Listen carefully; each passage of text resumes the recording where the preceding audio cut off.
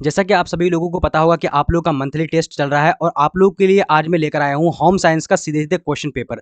अगर आप लोग जो है एग्जामिनेशन जो है होने वाला है या फिर हो चुका है तो आप लोग आंसर की मिला लीजिएगा और जितने भी सारे स्टूडेंट का नहीं हुआ है तो उनके लिए जो बहुत ज़्यादा इंपॉर्टेंट है, क्योंकि सेम आप लोगों का भी प्रश्न आने वाला है, यही प्रश्न पत्र आने वाला है। इसीलिए आप लोग पूरी तरीके से इस वीडियो को देख करके जाइएगा।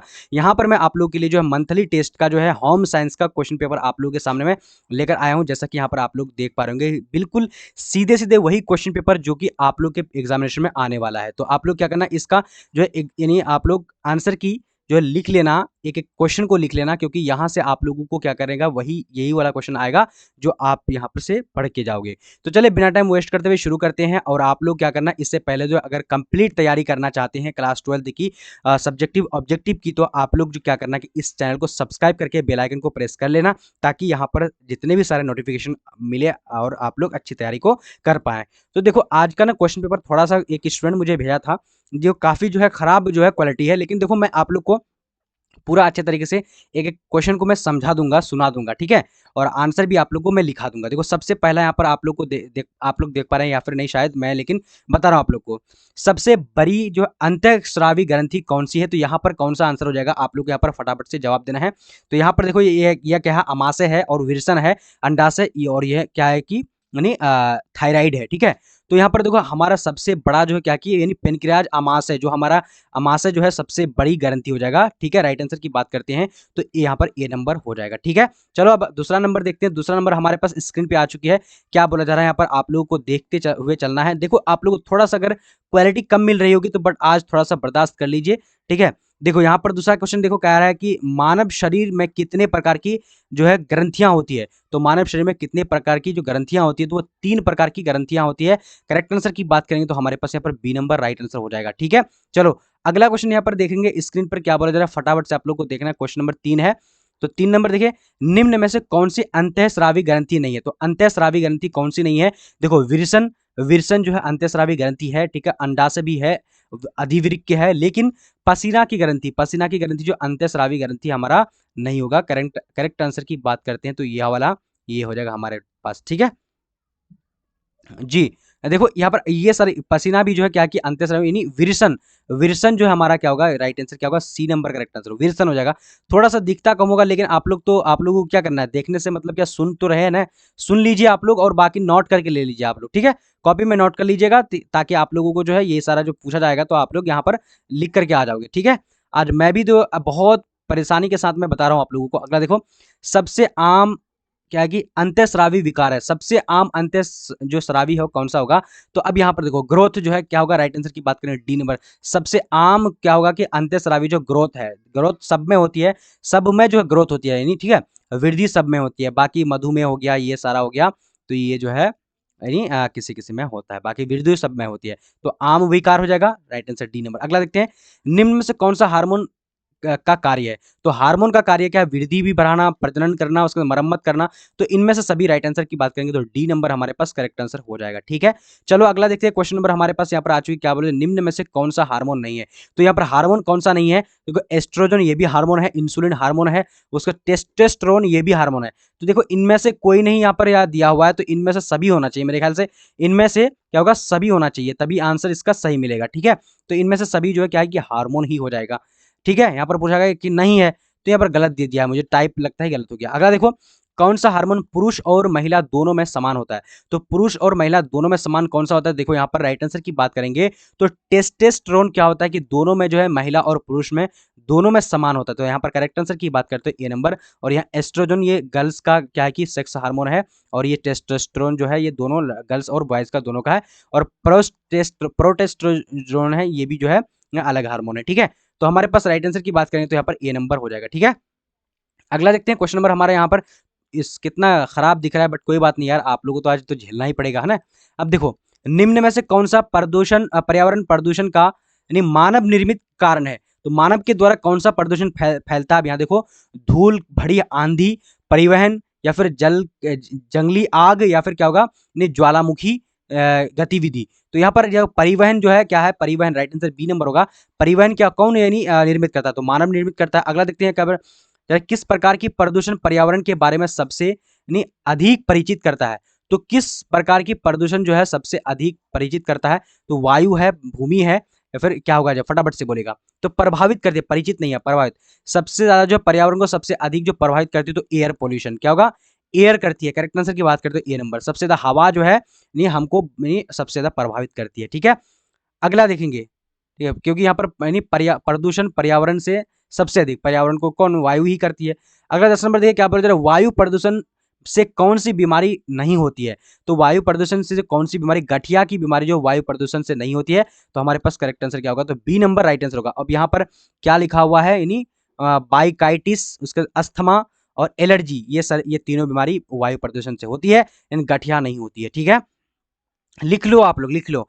अगला देखो क्या बोला जा रहा है, निम्न में से कौन भारत में जल प्रदूषण का प्रमुख कारण है? तो कौन जो है यानी भारत में जल प्रदूषण का प्रमुख कारण है? तो यहाँ पर देखो शहरीकरण है, औद्योगिकरण है, उसके बाद क्या कि वनों की कटाई। तो इनमें से सभी करेक्ट आंसर की बात करेंगे तो डी नंबर हमारे पास राइट हो जाएगा। अगला देखते हैं क्या बोला जा रहा है, कह रहा है कि निम्न में से कौन सा जल जनित रोग नहीं है? तो जल जनित रोग कौन सा नहीं होगा? तो देखो यक्षमा यानी टीवी जो है, टीवी जो होता है ना, ये जल जनित नहीं है। ये क्या होगा कि हमारा फेफड़ा के अंदर जो है क्या हो जाता है, यानी हमारा फेफड़ा के अंदर जो एक तरह का यानी बैक्टीरिया चले जाता है, बैक्टीरिया से होता है। तो देखो यहाँ पर हैजा ये जल जनित है, टाइफाइड, उसके बाद पेचिस, ये क्या होगा? जल जनित है। बाकी टीवी, यक्षमा इसको बोला जाता है, ट्यूबरकुलोसिस होता है इसका ये। ठीक है, अगला देखो, सतही जल का प्रदूषण होता है। तो सतही जल का प्रदूषण जो होता है, यानी जल प्रदूषण कैसे होता है? तो देखो यहाँ महानगरों से, यानी झीलों से, या फिर नदियों से, इनमें सभी। तो सतही जो मतलब यानी पृथ्वी में किस तरीके से प्रदूषण फैलता है, तो इनमें से सभी से फैल जाता है। अगला यहाँ पर देखेंगे क्वेश्चन नंबर 14 नंबर, देखो क्या बोला जा रहा है, निम्न में से कौन पानी में उबलने से यानी मर जाता है? तो पानी में उबालने से देखो विषाणु भी मर जाता है, जो वायरस है, बैक्टीरिया भी पानी में उबालने से मर जाता है, परजीवी भी मर जाता है। तो इनमें से सभी हमारे पास correct answer D number right हो जाएगा। अगला देखते हैं यहाँ पर क्वेश्चन 15 नंबर, प्रदूषित जल में निम्न में से किसे आसानी से हटाया जा सकता है? तो प्रदूषित जल में निम्न में से किसे जो है आसानी से हटाया जा सकता है? हम किसको जो आसानी से हटा सकते हैं? ठीक है, देखो तरल को हटा सकते हैं, या फिर ठोस को हटा सकते हैं, या फिर हम लिक्विड को, देखो लिक्विड को हटा सकते हैं। ठीक है, जो यानी जल जो प्रदूषण रहेगा, तो लिक्विड पानी को हम क्या करेंगे? उसको बिल्कुल हटा सकते हैं, यानी गंदी पानी से, चाहे गर्म करके या फिर किसी भी तरीके से हम हटा सकते हैं। तो हमारे पास राइट आंसर की बात करेंगे तो यहाँ पर डी नंबर, ए नंबर करेक्ट आंसर हो जाएगा। ठीक है, चलो अगला देखते हैं क्या बोला जा रहा है, कह रहे 16 नंबर करेंगे, निम्नलिखित में से कौन सा जल प्रदूषण का कारण नहीं है? तो जल प्रदूषण का कारण कौन सा नहीं है? तो यहाँ पर देखते हैं कि पौधे है, तो पौधे ही हमारे पास आंसर सही हो जाएगा, ए नंबर। जानवर प्रदूषण का कारण है। ठीक है, उसके बाद देखो मानव गतिविधियां प्रदूषण का कारण है। बाढ़ भी क्या है? प्रदूषण का कारण है। अगला देखते हैं 17 नंबर क्या बोल रहे हैं, वायु प्रदूषण को कम करने के सबसे अच्छा तरीका कौन सा है? तो वायु प्रदूषण को अगर हम कम करना चाहते हैं तो सबसे अच्छा तरीका कौन सा हो जाएगा? तो यहाँ पर देखते हैं पेड़ लगाएंगे और क्या देखभाल करेंगे।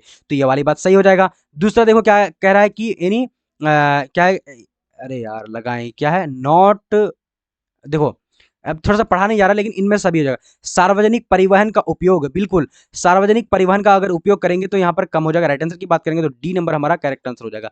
देखो आज ना आप लोगों को बहुत सारा दिक्कत हो रहा होगा, पता नहीं शायद वीडियो देखोगे कि नहीं देखोगे, बट देखना आप लोग का जरूरत है, और पढ़ाना हम मेरा काम है। आप लोग देखिएगा 18 नंबर, देखो निम्नलिखित से क्या है, निम्न में से कौन सा पर्यावरण प्रदूषण का कारण नहीं है? तो पर्यावरण प्रदूषण का कौन सा कारण नहीं है? तो यहाँ पर देख लेते हैं क्या है कि जनसंख्या विस्फोट, ज्वालामुखी विस्फोट, शहरीकरण, उसके बाद क्या कि वृक्षारोपण। तो वृक्षारोपण क्या हो जाएगा? प्लांटेशन करेंगे। तो यहाँ पर राइट आंसर की बात करेंगे सी नंबर जो पर्यावरण प्रदूषण का कारण नहीं है, तो हमारे पास सी नंबर हो जाएगा। या औद्योगिकरण तो पर्यावरण का प्रदूषण का कारण है, लेकिन सी नंबर नहीं, वृक्षारोपण नहीं है। ठीक है, अगला देखते घरेलू कचरा किस प्रकार का प्रदूषण फैलाता है?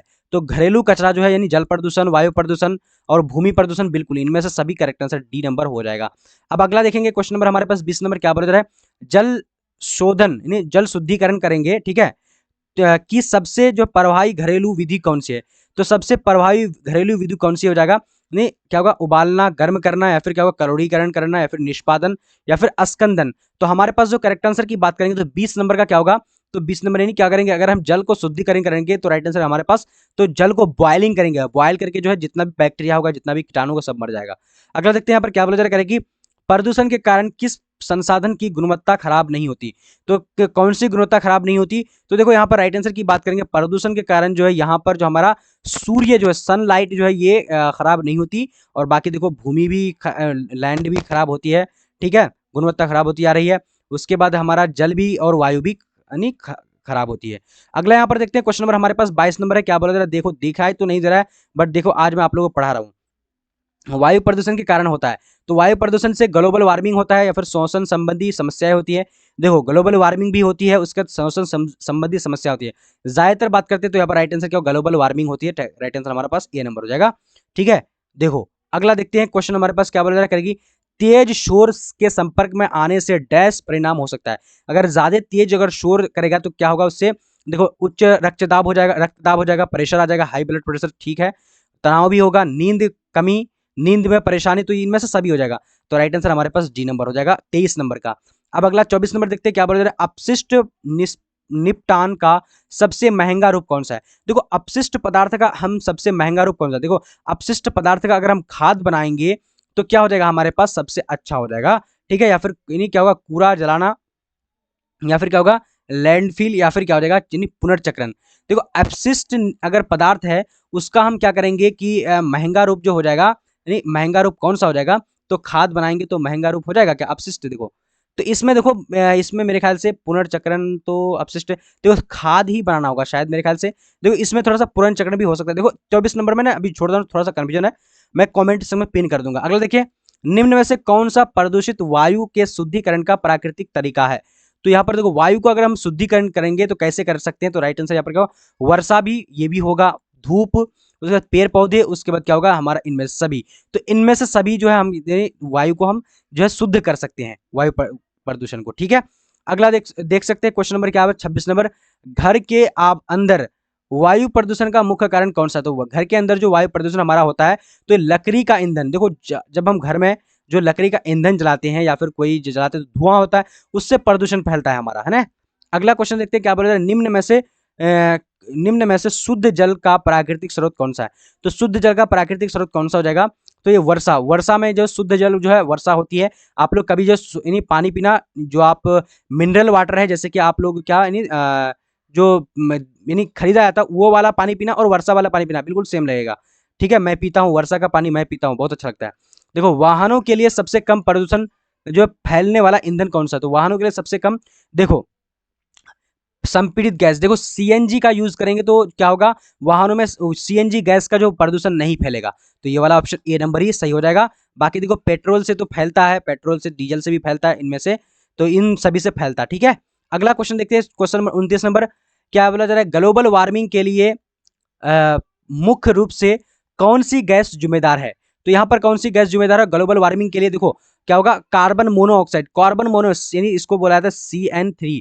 CN3 जो है सबसे ज्यादा कार्बन मोनोऑक्साइड होता है। ठीक है, तो ये सबसे ज्यादा जो है क्या ग्लोबल वार्मिंग को क्या करता है, जिम्मेदार है गैस है। ठीक है, अगला देखते हैं क्या बोला जा रहा है, कह रहा है 30 नंबर, निम्नलिखित में से देखो कौन सा पर्यावरण को बनाने के लिए यानी 3R, ठीक है, से नहीं है। अब यहाँ पर थोड़ा सा दिख नहीं रहा है, मैं इसका जवाब कैसे दूंगा। तो देखो मेरे ख्याल से इसका तो दिख ही नहीं रहा है, बट यहाँ पर मैं बता नहीं पाऊंगा, इसका रिड्यूस करना है। फिर देखो इसमें ना थोड़ा सा मुझे कन्फ्यूजन है, खैर छोड़ो इसको। अगला देखते हैं, अगला देखो यहाँ पर हमारे पास क्या है, आपको यहाँ पर क्या इस पर जो है यानी यहाँ पर देखो 2 नंबर का क्वेश्चन दिया गया है।